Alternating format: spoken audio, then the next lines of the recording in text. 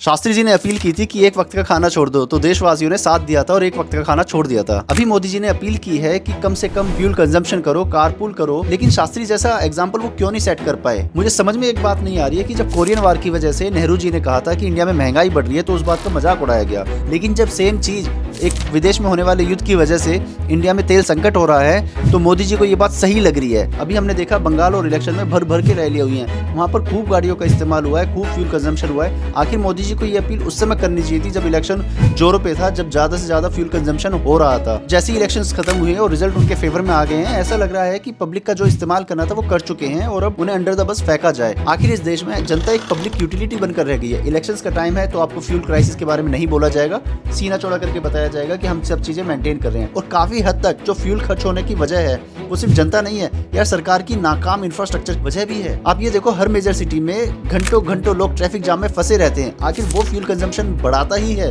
घटाता नहीं है। I don't know if there is really a crisis, why don't government put a work from home policy. भाई मोदी जी ने कहा है कि गोल्ड कम से कम खरीदो। भाई इस स्टेटमेंट की वजह से इंडिया की जो गोल्ड इंडस्ट्री है, जितने भी कारीगर हैं, उन सबकी रोजी रोटी पर संकट खड़ा हो गया है। आखिर गवर्नमेंट की क्या पॉलिसी है उन परिवारों को सपोर्ट करने के लिए?